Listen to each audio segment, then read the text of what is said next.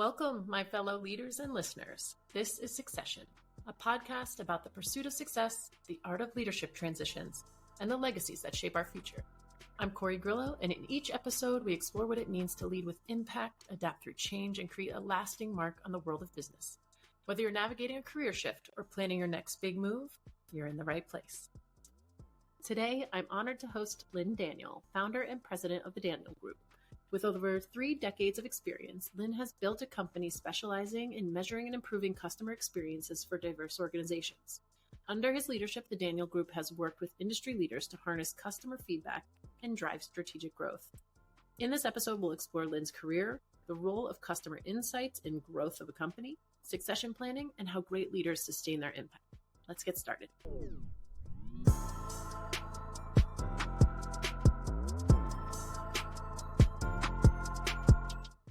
Lynn, welcome to the podcast. I'm so happy to have you here today. Thank you. I'm looking forward to it, Corey. I know. We've been waiting on this conversation for a while. We have busy lives.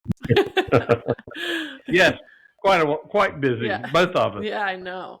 Well, let's start so we can give our audience a little bit of information about you. Give us a little background, a little bit about Lynn. Okay. I am CEO of the Daniel Group. It's a firm I started in 1989.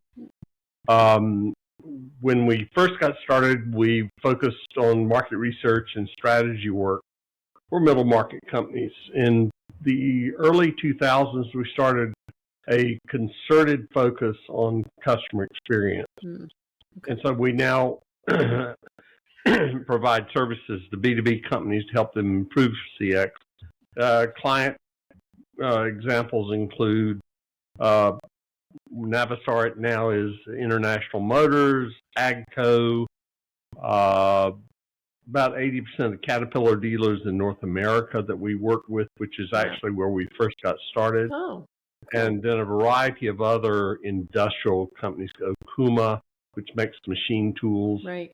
A variety of other kinds of companies like that. Oh, okay. Can you tell us what kind of strategies, I guess early stage strategies, and like how they have evolved over time a little bit about those kind of insights into how you operate? I think for me, it was when I was working with companies and focused more on strategy. And I think what I'm going to say reflects some changes that have happened. Sure. A lot of it was, okay, either we're going to compete on product differentiation or we're going to compete on price, although generally most of my clients, it wasn't, they didn't compete as much on price. A lot compete on value. As we move forward in time, as I look at companies now, customer experience has become an ever more important part of their strategic makeup. That's got to be part of that's got to be an arrow in your quiver, or else you're going to be left out. Right. Thankfully, right? It should be, it should have been all along. It's not rocket science. Yes. But I think Corey, the thing that has happened is products globally have gotten better. If you think back 20 or 30 years, you didn't have as many choices. Right. True. Yes, there were products from overseas, and they were good products. But now that the engineering talent, the level of engineering ability around the world is so good that you can find really good products pretty much anywhere. Yeah, so how do you differentiate yourself? Yes. So how do you differentiate your company? Well, you got to add that other arrow to your quiver, and I think the other arrow is CX. Yeah, absolutely. So, and that must have been, a welcome change for you, since you could build your business on teaching and expanding in that way. Well, it all happened. Well, they always say luck matters in what you do, and I'm totally convinced of that. But several things happened to make where we are now. We've got 100 employees.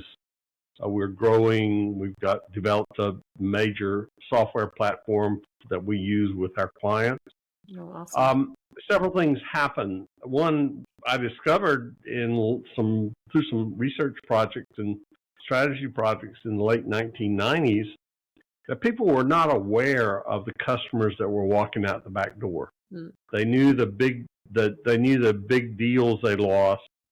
If a big customer left, they would know about that, but they didn't know a lot about churn and what was going on Right. with those customers. So that led me to make a pitch to one of our clients, who's now still a client, Blanchard Machinery, Caterpillar dealer in South Carolina. And then, as I say, one thing led to another. But for us, there were two technological changes that have made our business possible. And I guess you could say they both relate to the internet. One, the internet in and of itself, Sure. because we now have this platform that we can share. We can use it to take in data from our clients. Mm-hmm. We can use it to share results with them all over the globe, anywhere they are. Right. And then the second thing was VoIP phone service. And the reason there is, be quite candid with you, when we got started and we started growing, I had no desire to own or to rent building for a call center. Sure. And nobody does. I just felt like it was not very helpful. Right. But we also discovered at the same time a really great group of people who were looking for stay-at-home jobs. They were generally stay-at-home moms who'd been professionals, and they wanted to do something else besides just take care of the kids. So we sort of got into that lineup, and it made it possible. I should say, the VoIP phones made it possible for us to have remote workers, an interviewer pretty much anywhere. Yeah. And then coupled with the platform technology that we have, we can monitor quality of calls, we can monitor productivity, we can do a wide variety of things. So our employees are happy because they're able to stay home. They don't have to get dressed and come into work. Right. Honestly, we avoid the cost of rent for all that which is huge, space, of course. And it generally makes for a happier workforce. Yeah. One that is very loyal, actually. Our turnover rate is quite low compared to other call centers. Well, you also tapped into one of the most highly motivated, talented groups of individuals out there, moms. Yes. So there you go. You got them on your side, then you got everything. So that was really the luck, was just being at the right place at the right time. And technology really helped this come about. Yeah, that's great. And then it started just going from there. So do you recall like where you were number-wise, like employees or clients from there? And then once you added that kind of picture in, where it expanded to? Oh, but before we started this focus on CX, right. There were, let's say 4 to 5 employees. Okay. That was it. Yeah, it's small. Now we have over 100. Yeah. 80 some odd interviewers, researchers, and then the rest, we've got a tech team that does software development. That's we've great. Got a variety of other managers that help keep our clients happy. Yeah, and what is the secret to retaining those clients? Is it just the quality? I think it's I think it is probably one thing in that service. We stand out because of the service we provide. Sometimes I think when people say, well, we're going to start a CX program, great. So they get some kind of survey platform, and they get it going, and, well, we've got our CX program. No. Oh, it's the worst.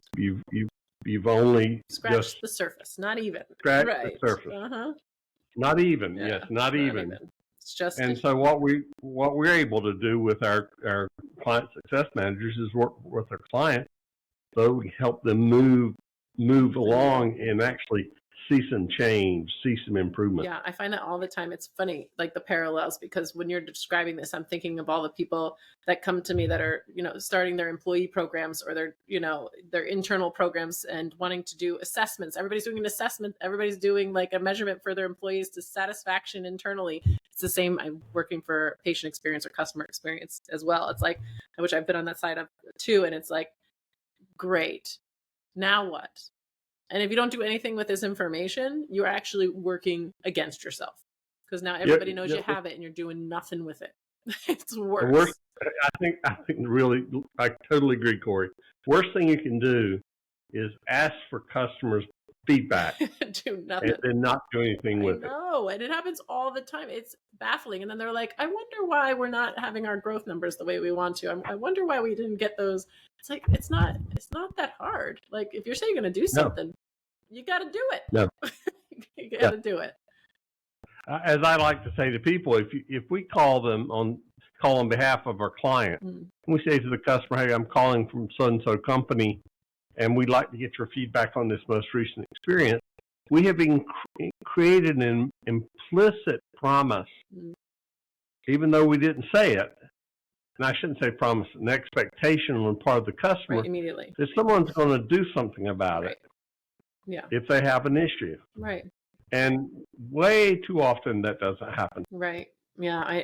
Some of the industries that I see that into, and one of them is including healthcare. It's just devastating. When you think of the things that are really on the line, it's like, it's not just a product or something that you're buying. It's like your whole well-being that's on the line. And when you do that, and you get nothing for it, but it's a whole other topic we can get into. But I guess one of the things I want to ask you before I start really asking you more about your growth and your succession and the thoughts that you have around that is how choosing the people to work with that, that when you're going in there and you're putting in your effort and you're getting all of this information and you're making these recommendations, how do you know that they have, or how do you ensure that they have the commitment to take the next step so they don't, dilute your product? You don't. Yeah. And that's just the nature of the beast. I would say that among the clients we're working with now, I guess we probably have close to maybe 50, 55 total clients. I would say probably 45 of them are really committed. That's great. And they will take action. Now, some are better at taking action than others, but they still get it done. It may not be quite like I'd like to see them do it, but they still get it done. The other thing, Corey, I think I'm seeing a growing interest in actually doing something about CX. Yeah. Not just slapping up a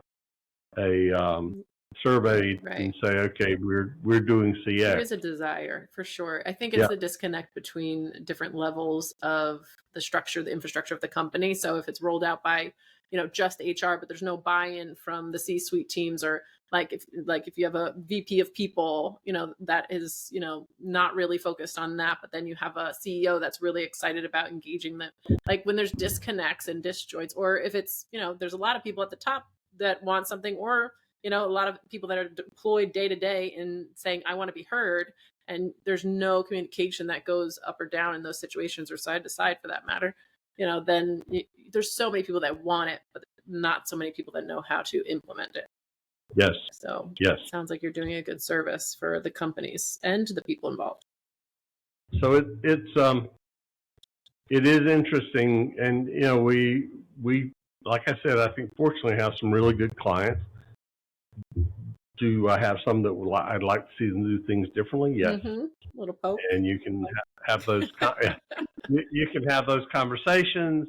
Sometimes you make some progress, and sometimes you don't. Right. Yeah. I guess. Have you ever? I mean, you don't have to tell me, but have you ever turned down somebody's business? Yes. Okay. Yes. Yeah. And we did, because we just didn't sense that there was a real commitment. The alignment wasn't there. Other than someone had said, well, you need to get a CX program going. Because I think one thing about CX is fundamentally about changing the culture of your organization. Yeah. Yes. And that scares the bejesus out of a lot of people. I think, I still think there's a big fracture in that.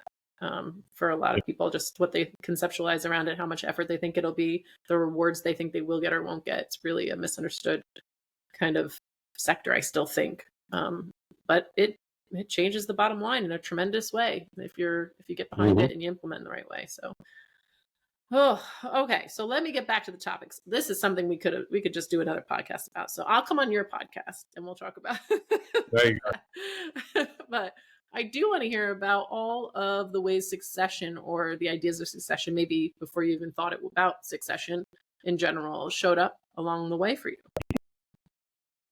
go. I hadn't thought much about succession Mhm. until probably 2010. Okay. As a small consulting firm, when you get ready to retire, Mhm. you don't really typically have a lot to sell. You just wait for the lease to run out and Close cut the shop. lights off and Right. take the shingle down and Mhm. go away. Well, that changed somewhere around 2010, where all of a sudden we had a really significant, noteworthy business. Yeah. And honestly, I didn't particularly want to sell it. Right. I still don't really. Right. It's in the traditional sense of getting a investment banker Right. and peddling it and that sort of thing. Yeah, sure. We've got a really good team of people. They've been extremely loyal. They're very, very good at what they do. And I just wanted to see that hopefully continue for at least, a few more years. So I thought long and hard about what to do and decided first thing I need to do is I need to get someone that could be my, let's call it, right-hand person. Mhm. So we did find someone about 10 years ago. In fact, June, it will be 10 years, I believe, when wow. Doug Fowler joined us. Oh, you have a good memory. And we found him. I won't go through all the mechanization. We didn't use a headhunter, but we did use a consultant who helped us in terms of understanding the culture that we had Right. and the extent to which the candidates we looked at mesh with the culture. Yes. Well, thank you for doing that. Because, man, I'm often called in after the fact. That doesn't go well. Yeah. But it's turned out to be very, very successful. Doug's a very effective leader. He just works very well with the organization. That's great. So I'm very pleased with that person. And we're in the process now of a slow buyout, shall we say, over time. Okay. Which is I'm comfortable with because I don't necessarily want to go retire. Mm-hmm. And I still love what I do. And so I'd like to keep doing it for a bit longer. As long as you want. I mean, that's the beauty of it. I know everybody, the way people conceptualize succession and the finality of it. And often some people don't think about, like you said, like if they're a small business, they're not often think that they just like turn the lights off, let's go. But then once you hit a certain point, and you have to think of the infrastructure build as you're moving in a larger direction, because now the responsibilities and also the investment of your time, energy, all of the strategy, the things, and just caring about it as it evolves, there's a different level of risk, there's a different level of reward, and all of that comes into play. So building a succession strategy, even if you have no plan of leaving, but let's be honest, life could take us out of the game anytime. So anytime. It doesn't. Your age is less of a factor than you may think sometimes. Completely. Yeah. I mean, I think that's more in our face more and more all the time. I'm sure everybody hears stories in their lives. They're just like, wait, what? Like how? And it's real, but even temporary. I had somebody recently just have to be taken out of the game just for a few months, because of personal reasons, and family things that were going on, that they had to step back, and they were just hoping, that they had the people, and they did, luckily, because of the amount of connection, the amount of communication, the amount of investment, like the right people in the right places that they did. But up until that point, they had no plan on coming remotely close to leaving, and that makes it so real. So thank goodness for that. But at the same time, that's not where you want to be. Yep. You don't want to run that risk. Totally agree. Sounds like you're set up feeling good about that for your future in general. Yeah, I am. I feel comfortable about where we are now. It's when you're bringing in someone new into the organization, it's always a challenge, especially someone at a senior level role. Mm. So part of it is Doug and I had to sort some things out about our respective roles and responsibilities, Yes. which we did. Yeah. And then as we brought in other people, new people to the organization, I think just paying attention to cultural fit matters a lot. Yes, you've got to have the capability. You got to be sure and skilled. You've got to have the skills that we need, but you basically got to fit. If we were to bring in someone with a huge ego, and that could be a potential death knell for our organization, because that's just not the way we've ever run the business. Yeah. I was just talking with somebody today, and they're earlier in their career, upper mid-level, and they were talking about, and I don't love these terms, but like the hard skills versus the soft skills. And one of the things that they're always working on are the soft skills, because that's what they value. That's what they respect in the leadership. Like, they have tons of skills to do what they do, and that's why they're doing what they're doing, and they enjoy it every minute. But it's the, it's the communication, it's the delegation, it's, the respect for personal time, or understanding the human as a whole, that person wants to work for those leaders. But then they're also seeing people getting promoted that just get stuff done, and they're skilled, but they just get stuff done without regard to anybody around them. And they're worried, that personality and that type of leader is going to get rewarded over and over again, and then start being more insidious in the culture, where then that person doesn't feel motivated by that. It's not somebody they want to work for. It's not an environment they want to be in. And then you lose that more holistic approach. And, and it really is. And it could just be one thing. If it's not nipped in the bud, if it's not like those, or just a team of individuals that you're just like, you gotta set the expectation for the soft skills too. Yeah. One of the things, I've told everyone who comes on board new, I said, I'd much rather you beg forgiveness than ask permission. Yeah. If you start asking permission all the time, I've hired the wrong person. Right. And then just micromanaging everybody. Yeah. Right. And no, thank you. I've really, especially since Doug has come on board, I'm even a much less of a micromanager than I ever was. I'm not sure I ever was one in the first place. But you really do have to let go. And that was it took me a couple of 3 years to sort of work through that notion, but I'm comfortable with it now. Yeah. What was it like in your not so comfortable stage?